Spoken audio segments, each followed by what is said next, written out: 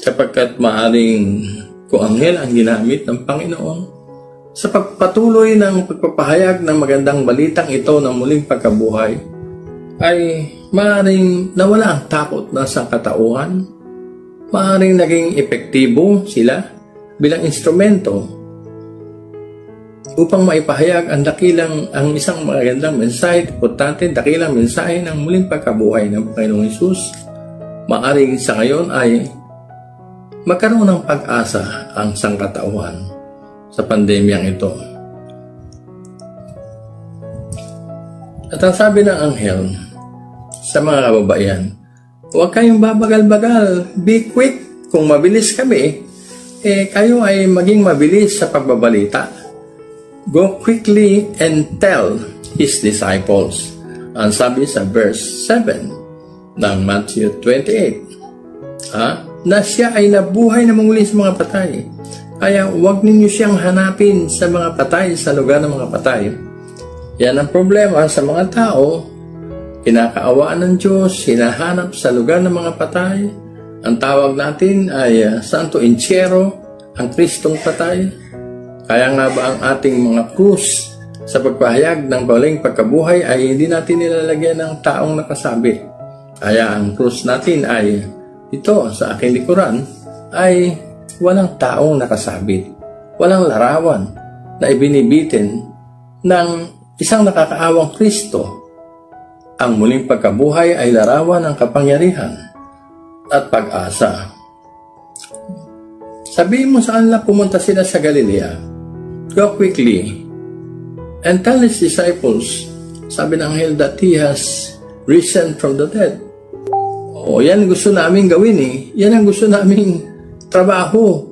Pero hindi pinagawa sa amin ng Diyos. Nasa amin ang, maaaring sabihin ng anghel, nasa aming mga anghel, ang quality, ang character, ang personality na kailangan para maipahayag ng maayos ang mahalagang mensahe ng resurrection ng muling pagkabuhay ng ating Panginoon. Pero hindi sa amin binigay, sa inyo pinagkatiwala. Kaya bilisan ninyo. Sabihin ninyo sa mga lagad. Pumunta sila sa Galilea at doon ay makikita nila siya. Yan ang sinasabi namin sa inyo. Ang sabi ni John Henry Newman, ang angel ay sufficient. Inhabitants of the blessed light sa sangkalangitan, wala nang iba magiging sufisyente kundi nanggaling sa langit. Ito ay ang mga anghel, sabi niya.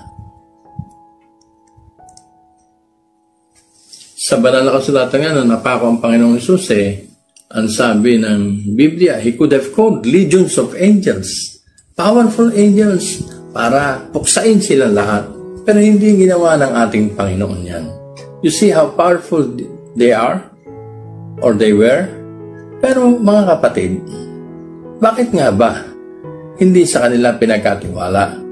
Bakit nga ba ang mahalagang mensaheng ito, the treasure of the gospel and the exclamation mark and point of the ministry ng ating Panginoong Hesus itong nagbigay ng validation sa ating pananampalataya, ay hindi pinagkatiwala sa mga created supernatural beings like the angels.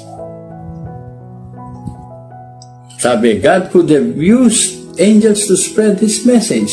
Ang totoo niyan, sa aklat ng Pahayag 14:6, ay nakita ni John sa kanyang vision, and I quote, ang sabi niya, I saw another angel flying in mid-heaven, having an eternal gospel to preach to those who live on the earth, to preach to every nation, to preach to those who of every tongue and people.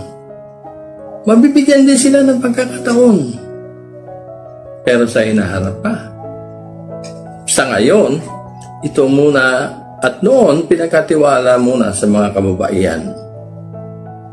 Sila ang may dala at ipinasa ang baton sa kanila upang dalhin ang pinakamalagang mensahe, ang muling pagkabuhay ng Panginoong Hesus.